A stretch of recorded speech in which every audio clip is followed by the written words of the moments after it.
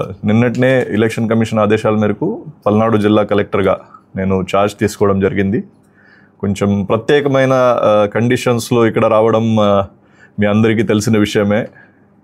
ఎప్పుడు లేని విధంగా జనరల్గా ఎలక్షన్ కమిషన్ ద్వారా కలెక్టర్స్ ఎస్పీలు మారడం పోల్ తర్వాత జరగడం చాలా తక్కువ ఉంటుంది.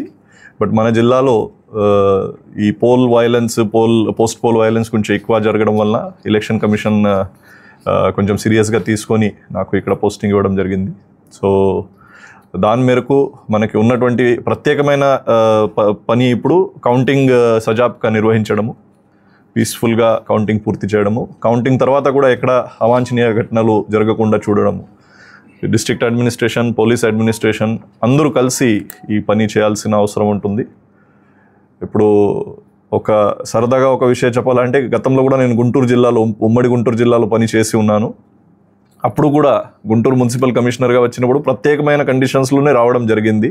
కొంతమంది మీ విలేకరులలో కూడా పాత వాళ్ళు ఉంటే 2018లో డైరియా వలన గుంటూరు టౌన్లో ఇది జరిగినప్పుడు తాత్కాలికంగా అప్పుడు ఉన్న గవర్నమెంట్ నాకు జాయింట్ కలెక్టర్ విజయనగరం నుంచి గుంటూరు కమిషనర్గా పోస్ట్ చేయడం జరిగింది. సో అప్పుడు కూడా కొన్ని ప్రత్యేకమైన కండిషన్స్ ఉండేవి. ఇప్పుడు కూడా కొన్ని ప్రత్యేకమైన కండిషన్స్లో గుంటూరు రావడం జరిగింది. సో ఒక సామ్యం ఈ రెండు ఘటనలో ఉంది. ఇప్పుడు నేను ఇంతకుముందు జాయింట్ కలెక్టర్ డిఆర్ఓ దగ్గర నుంచి తీసుకున్న ఇన్ఫర్మేషన్ పరంగా మన జిల్లాలో దాదాపు అన్ని పోలింగ్ స్టేషన్లో చాలా చక్కగా పోలింగ్ జరిగింది.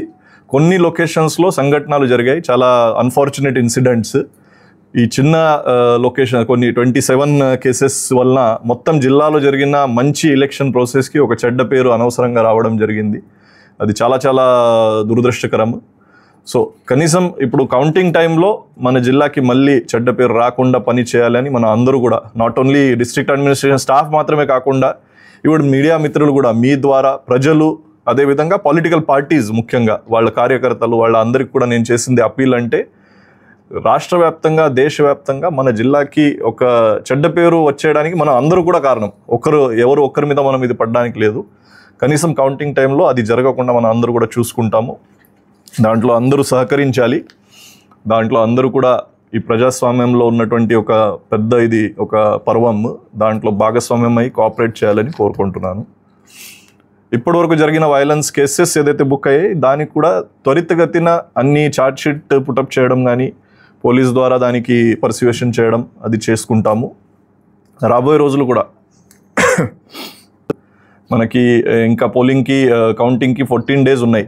ఈ 14 డేస్ కూడా అన్ని కాన్స్టిట్యున్సీల వారీగా ఎక్కడ ఈ వైలెన్స్ చేసే వ్యక్తులు ఉన్నారు, ఏదైనా రౌడీ షీటర్స్ కానీ ఏదైనా బైండ్ ఓవర్స్ చేసిన కేసెస్, దానికి మళ్ళీ పరిశీలించడం జరుగుతుంది. అడిషనల్ బైండ్ ఓవర్స్ ఏమైనా చేయాలంటే అది కూడా చేయించుకుంటాము.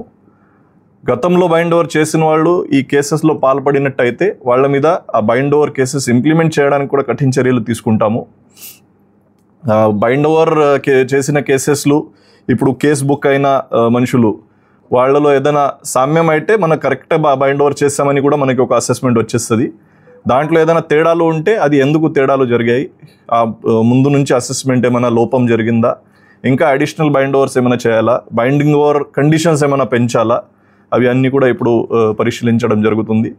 కౌంటింగ్ అరేంజ్మెంట్స్కి వస్తే మన జిల్లాకి total 7 కాన్స్టిట్యున్సీస్లో 7 parliamentary counting halls, 7 assembly counting halls, total 196 counting tables అవసరం ఉంటాయి. దానికి ఒక 700 దాకా మనకి స్టాఫ్ అవసరం ఉంటుంది. వాళ్ళ ట్రైనింగ్, వాళ్ళ ర్యాండమైజేషన్, ఈ ప్రక్రియ ఎలక్షన్ కమిషన్ గైడ్లైన్స్ పరంగా ఇప్పుడు కొనసాగిస్తాము. దాంట్లో ఎక్కడ కూడా లోపం కానీ ల్యాబ్స్ ఉండడానికి అవకాశం లేదు. ఓకే.